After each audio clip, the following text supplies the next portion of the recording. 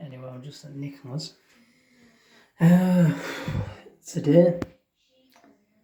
hasn't been bad. I mean, we've had a very good ferry crossing. The first one was fantastic. Felt bloody decent. The second one got a bit of vertigo, I think. It's not when it's. See, a lot of people think you get vertigo when it's properly swaying like that. It's not like that. It's when it sways just a bit. That's when you get it. Because remember, it's your head. Anyway, so what happened on the Isle of Wight? Well, we went to Sedgwick. That's where the MAN-TGX was from. Saw it just before we got on the Victoria Wight, which is the new hybrid one for Wight Link ferries across the Solent. So I thought, oh, well, that's a nice place. Nicholas said that's a very nice place. It's nice for about an hour, and then it's not my cup of tea, to be honest. I really wish we would have stopped off at Sandown, which is like a 5-minute drive. It's got a lovely pier. It's got the old berth where the old paddle steamers used to come in, and of course where little boats can dock now. Like I say, it's got the old pier, and that old pier was used in one of Malcolm Root's paintings back in, I think it was 1996, with the Sandown, the actual paddle steamer. And I believe it's that paddle steamer that was bombed at Dunkirk, but I think they actually did another one just like the Waverley.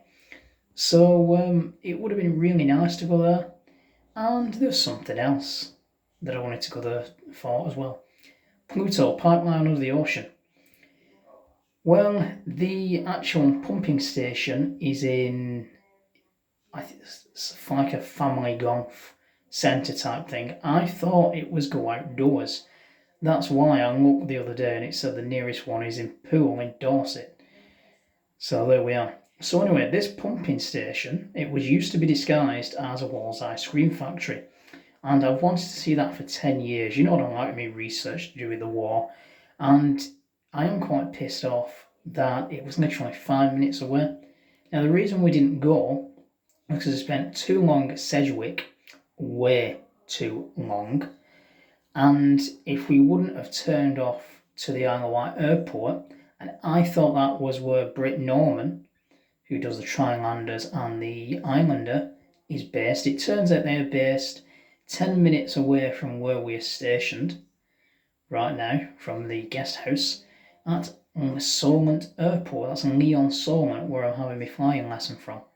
So unfortunately, it felt like a wasted journey because we didn't see the pumping station, which I really, really wanted to see. That was one of the 3 reasons why we went there. Osborne House, it closed in about an hour, so we couldn't walk around there, but at least we saw it. The good thing is I saw a couple of wagons, some really good looking women, and some magnificent views for my photography group on Facebook, and hopefully soon my own website and business cards again. I say business cards again because I have got some. I just should have done the new ones before we came down here, but you know what it's like. So the ferry ride coming back, as I say, it was a little choppy. It was also vibrating like that quite a lot, a bit like if you're on a washing machine. Let's put it that way. If your woman's on a washing machine, that's what I've been told anyway by Josh. So don't quote me for it. Anyway, don't shoot the messenger. Yeah, so it was vibrating because of the engines, because of the propellers, I'm guessing. I really don't know much about ships. Give me an aircraft any day. So I still have a bit of vertigo, but I think that's combination with lack of sleep. I mean, you can see me right eye, how dicky it is, how off-centre it is. That's basically being lazy eye. That's what happens when I don't get enough sleep. We're supposed to be going to Bovington Tank Museum tomorrow, depending on what time we get up. Lulworth Cove, Durdle's Door is around the corner from there. Wanted to go there for I don't know how many years.